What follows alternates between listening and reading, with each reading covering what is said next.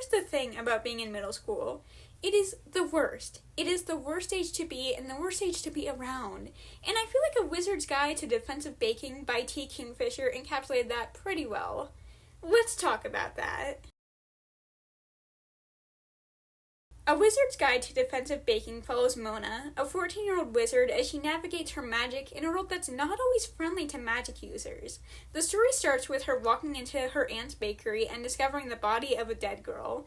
And as jarring as that is, it's made worse when she's accused of the murder. So she's hauled off to the castle and put on trial. And luckily, the Duchess who runs the city takes one look at Mona, knows she's not capable of murder, and excuses her.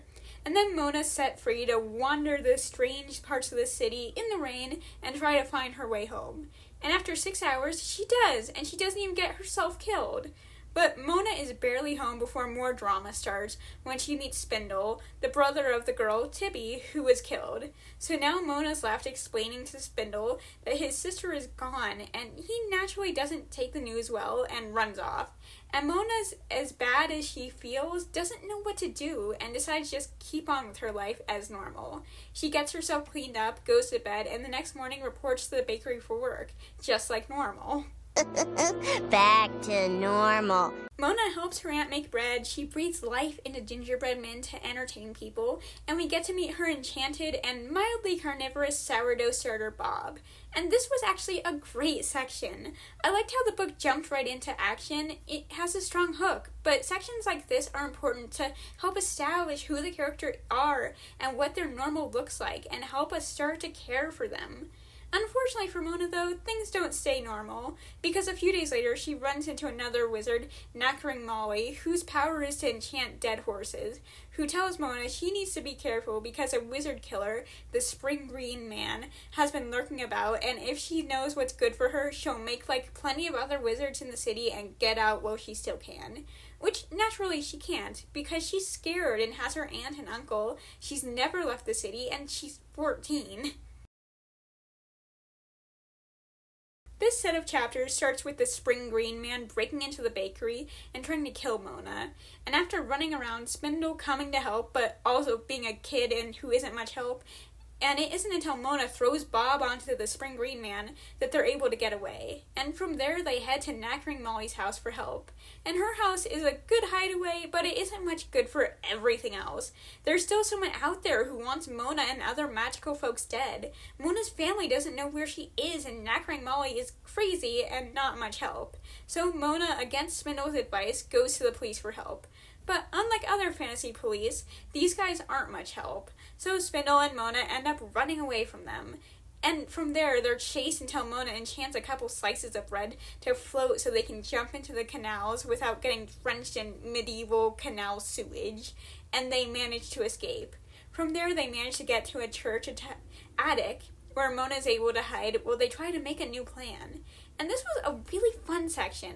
The story is told in first-person past tense, so we don't see anything outside the attic, but it's still super entertaining. We get bits and pieces of information from Spindle, like that Mona's a wanted person and that the government has started rounding up and registering magical people, and that helps grow the stakes and make this waiting around feel tense. Tension is killing me! I feel like that was a really dramatic lighting change just now. Sorry about that. And we also get to see more of Mona's magic. I should mention that the magic system of this world allows people to control small specific things by basically telling them what to do. For some people it's telling water what to do, for Knackering Molly it's telling dead horses what to do, and for Mona it's telling bread, just bread, none of their baked goods, what to do. And when Spindle gets Mona some bread dough, every time I said bread in the script, it autocorrected to break. I need a break! Bread, break. It's telling Mona knows how to make bread, just bread, do stuff. And when Spindle gets Mona some bread dough, she's able to experiment with her powers. She makes a circus and figures out how to make the bread do multiple things at once and how far she can push herself and the bread before things break. This is getting to be a lot. I need a break. and it's just so fun. It can be really hard to write magic systems in fantasy worlds because they're foreign to us, but to a character it's normal. They wouldn't sit around talking about all the ins and outs of their magic, because it'd be like if we sat around talking about how our phones work.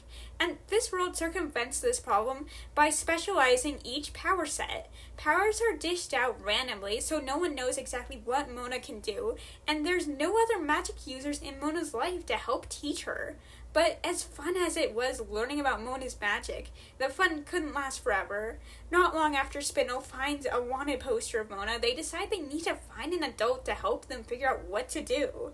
And they decide the adult they need is the Duchess. So the two of them sneak to her palace, where they hide out until they're able to sneak up into the Duchess's quarters through her bathroom. Girl's bathroom is nice! This book is an amazing example on how to be mean to your characters. It's an important skill to have to progress your story. You have to be mean to them. But that's not always easy, because these are your characters and you love them and they don't deserve that. But you have to do it.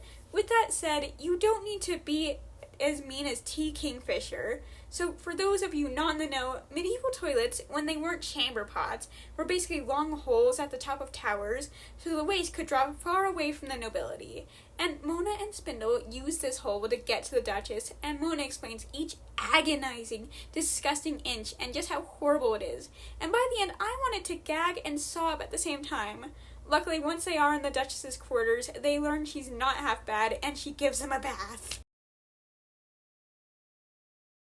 These chapters are a really cool subversion for everything that's been set up until now, because we actually meet an authority figure who's not a clueless jerk. The Duchess actually listens to Mona and Spindle and actually takes steps to help them. They explain everything that's happened with the Spring Green Man, magical people either being killed or registered, and all the problems Mona's faced.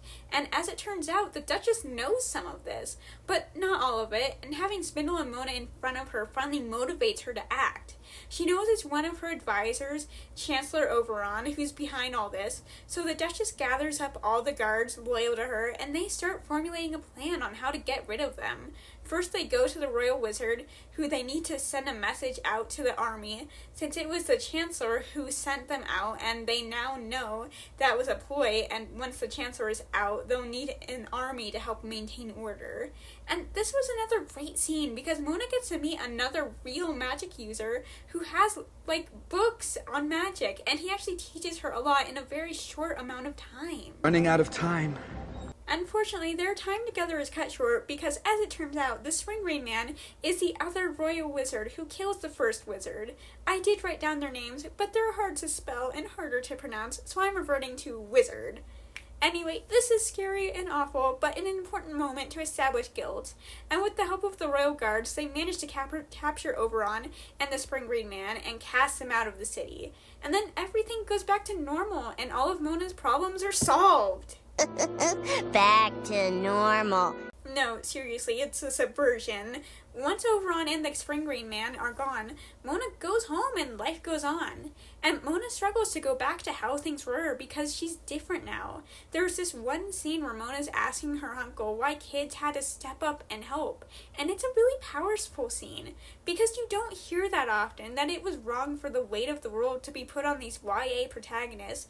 And this book stares that issue head on, and Mona's uncle says it wasn't right, that the adults failed, and they continue to fail because Oberon comes back, this time with an army, and they need magical users to fight him. And the only not knackering one left is Mona. These chapters are all about Mona getting ready to more or less be a general for the Duchess's army. In these chapters, Mona goes back to the castle and has to come up with a way to use her magic to defend the city.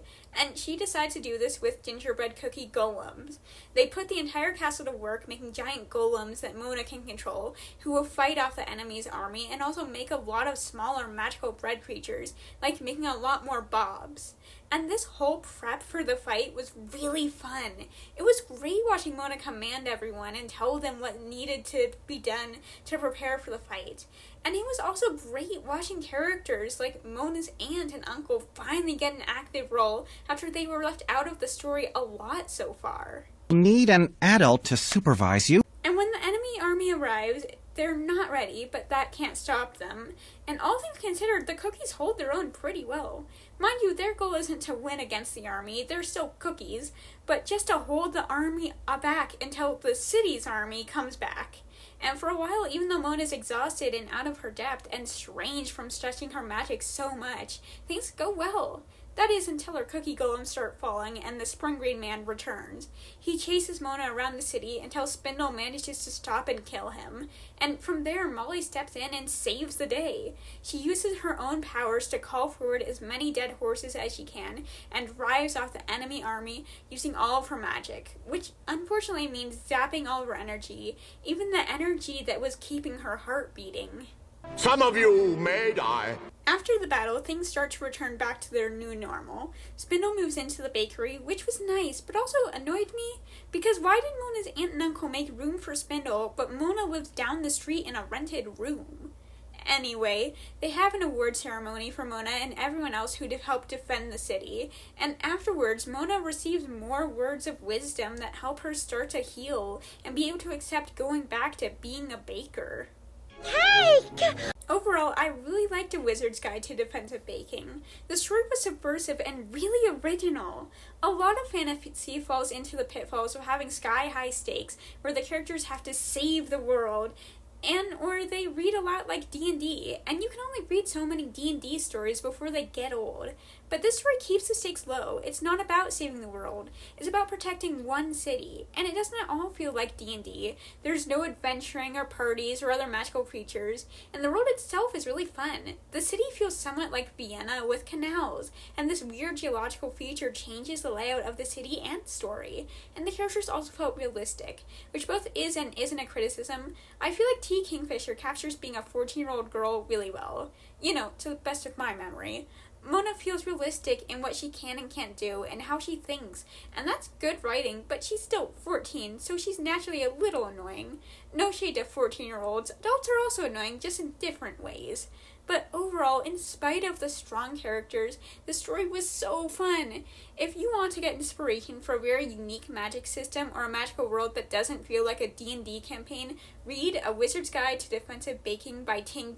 Kingfisher. Hey, so I wrote a book and I put it up online. It's a high fantasy story with evil kings and arranged marriages and an Avatar-inspired magic system. And if you find that interesting, you should go to Wattpad or Scribble Hub where I post a new chapter every Sunday.